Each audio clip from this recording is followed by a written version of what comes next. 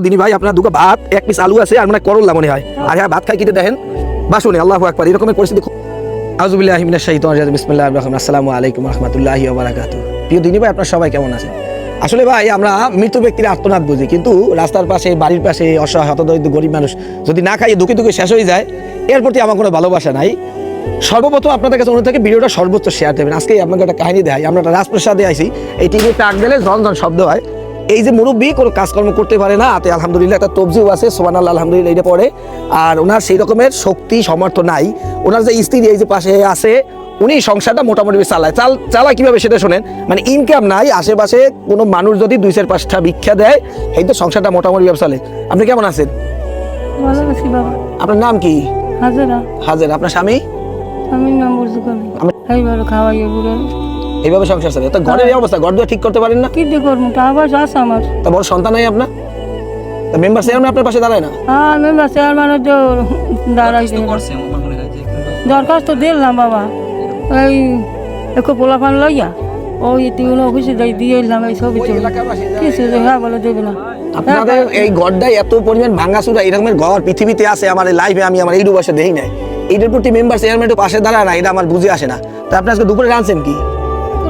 ভাই আমাকে দুটো ভাতটা খাওয়াতে পেলে দেয়, দুপুরে কি রাঁধছেন আমার একটু দেন, প্লেটটা দেন, আমার একটু দেন।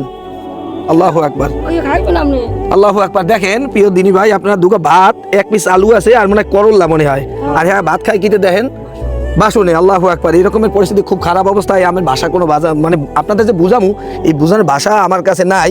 আর এই যে বর্তমান যে পরিস্থিতি, এই জায়গায় যে নামাজ কালাম পারবে খাই বলে যে ঘর দুয়ার যে অবস্থা, তা তো কি অবস্থা হবে শীতের দিনে, কি অবস্থায় আছে বলেন, এটা বলার মতো আসলে ভাষা নাই। মানে স্বামী অসুস্থ, স্ত্রী মানুষের বাড়ি 2-5 টাকা যা আর ধৈর্য ফর্য আনতে নেই, এইভাবে মোটামুটি ভাবে চলে। আসলে আল্লাহ পাক রব্বুল আলামিন কখন কারে কি অবস্থা এটা বলতে পারবো না। এই যে ঝর্ণা জিনু এই শীতের ভিতরে ওনারা যে থাকে, কিভাবে থাকে আল্লাহ ভালো জানে। আর আমরা রাত্রে ঘুমাই কম্বল একা যদি পরিয়ে থাকে, ঠান্ডা দিশা পাই না। আল্লাহ তাআলা আমাদের অনেক ভালো রাখছে। আর কি অবস্থা এখান থেকে কিন্তু আল্লাহর চেনা আছে, আল্লাহ সীমাহীন ক্ষমতা। আল্লাহ তাআলা আমাদের কত সুস্থ রাখছে। আসলে দেশ ও প্রবাসে যা দেখতেছেন, আসলে টাকা পয়সা ধন সম্পদ করার মতো নিতে পারবেন না ভাই। আমি জীবনে অনেক জানা মাঝে দাঁড়াইছি, কাফনের বাজে বাজে কেউ একটা টাকা নিতে পারে না ভাই। এই অসহায় দম্পতির যদি কষ্ট এবং আত্মনাদ দেখে যদি আমার মনে হয় যে না 2-5 টাকা দান করি, কিয়ামতের কঠিন মুহূর্তে আল্লাহ তাআলা দানে চলে ক্ষমা করে দিতে পারে, তাহলে ভাই বিকাশ নাম্বার আছে, দান করেন। আর অনেক ভাইরা আছেন একসময় গরিব ছিলেন, বাপ মার ভালোবাসা ছিলেন, মায়ের মমতা পান নাই, আল্লাহ তাকে সাদি চলে গেছে, আজকে কোটি কোটি টাকার মালিক। যদি চিন্তা করেন আজকে যদি আমার বাপ মা থাকতো, আমি তাদেরকে সোনার থালে ভাত খাওয়াইতে পারবো।